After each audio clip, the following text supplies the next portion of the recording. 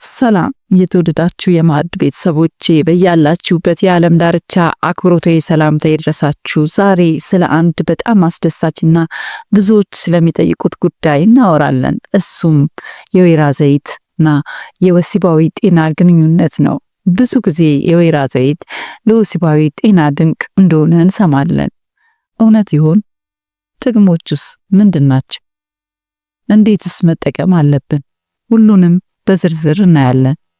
ለጤና ያለው ጥቅም በርካታ ነው። በሜዲትራኒያን ሀገሮች የአመጋገብ ስርዓት ውስጥ ዋና አካል ሲሆን ለልብ ጤና፣ ለደም ግፊት፣ ለስኳር በሽታና ለሌሎችም የጤና ችግሮች መፍትሄ እንደሆነ ጥናቶች ያሳያሉ።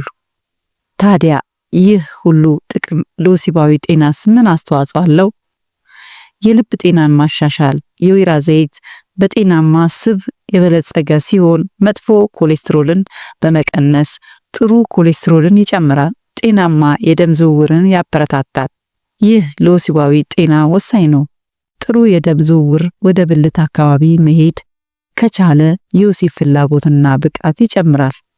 ከፍተኛ የደም ግፊት የደም ስሮችን በመጉዳት የወሲብ ችግሮችን ሊያስከትል ይችላል።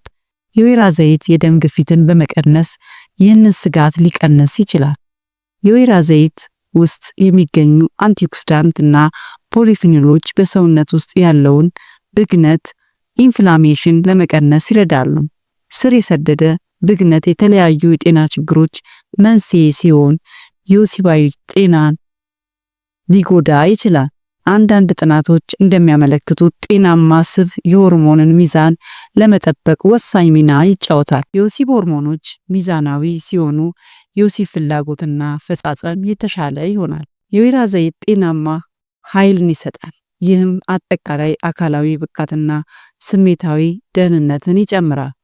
ኃይል ሲኖረን ለወሲባዊ እንቅስቃሴ የተሻለ ዝግጁነት ይኖረናል። አሁን ወደ ዋናው ጥያቄያችን እንመለስ። አንድ የሾርባ ማንኪያ የወይራ ዘይት ማታ ማታ መውሰድ ለወሲባዊ ጤና በቀጥታ ምን ያደርጋል? እውነቱን ለመናገር የወይራ ዘይት እንደ ቫያግራ ወይም ፈጣን የወሲብ አበረታች መድኃኒት አይደለም።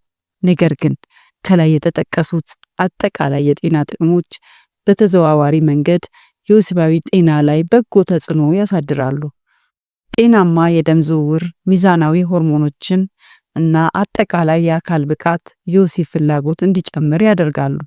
የወይራ ዘይት እነዚህን በማሻሻል አስተዋጽኦ ያደርጋል። የልብ ጤና እና ጥሩ የደም ዝውውርን ለወንዶች የብልት ጥንካሬ ወሳኝ ናቸው። የወይራ ዘይት እነዚህን በማሻሻል የብልት ጥንካሬ ችግር ያለባቸውን ሊረዳ ይችላል። በሴቶች ላይም የወይራ ዘይት የደም ዝውውር በማሻሻልና ሆርሞኖችን በማመጣጠን የወሲብ ፍላጎት እንዲጨምርና ድርቀትን ለመቀነስ ይረዳል። የወይራ ዘይት በአግባቡ ለመጠቀም ለጤናችን እጅግ ጠቃሚ ነው። አንድ የሾርባ ማንኪያ ማታ ማታ መውሰድ ከፈለጉ ምንም የጎንዮሽ ጉዳት የለውም። ነገር ግን ከሐኪም ጋር መነጋገር ይመከራል። ሆኖም የወይራ ዘይትን ወደ ዕለታዊ ምግባችን ማካተት የተሻለና ዘላቂ መንገድ ነው።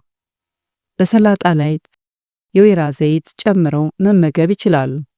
ከሎሚ ጭማቂ፣ ኮምጣጤና ቅመማ ቅመሞች ጋር በማዋሃድ ጣፋጭ የሆነ ድሬሲንግ ማዘጋጀት ይቻላል። በዝቅተኛ ሙቀት በሚበስሉ ምግቦች ላይ እንደ አትክልት መጥበሻ፣ ስፓጌቲ፣ ሶስና ሾርባዎች ላይ መጠቀም ይቻላል። ከፍተኛ ሙቀት የወይራ ዘይት ባህሪ ሊቀይረው ስለሚችል ለጥብስ ብዙም አይመከርም። እንጀራ ወይም ዳቦ በወይራ ዘይት ነከር አድርጎ መመገብ ጣፋጭ ነው። እንደ አትክልት፣ ፍራፍሬ፣ ለውዝ፣ ጥራጥሬዎችና አሳ ካሉ ምግቦች ጋር በማጣመር ጤናማ የአመጋገብ ስርዓት መፍጠር ይቻላል።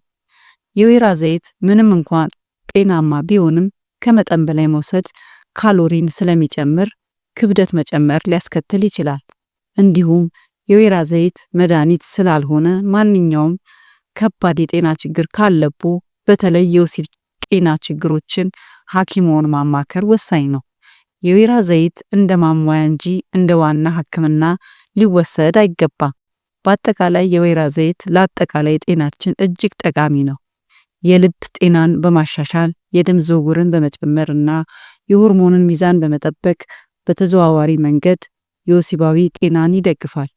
አንድ የሾርባ ማንኪያ ማታ ማታ መውሰድ ቢቻልም በዕለት ተዕለት ምግባችን ውስጥ ማካተት ዘላቂና የተሻለ ውጤት ያስገኛል። ጤናማ አመጋገብና የአኗኗር ዘይቤ ለወሲባዊ ጤና መሰረታዊ መሆናቸውን አይርሱ። ይህንን ቪዲዮ ከወደዳችሁት ላይክ አድርጉ። ሐሳብ ወይም ጥያቄ ካላችሁ ኮሜንት ላይ አስቀምጡልን። ይህንን ጠቃሚ መረጃ ለሌሎች ጓደኞቻችሁና ቤተሰቦቻችሁ እንዲደርስ ሼር አድርጉት። እንዲሁም ለተጨማሪ ጠቃሚ የጤና መረጃ ቻናላችንን ሰብስክራይብ ማድረግ አትርሱ። በሚቀጥለው ፕሮግራም እስከምንገናኝ ድረስ ቸርን ሰንብት።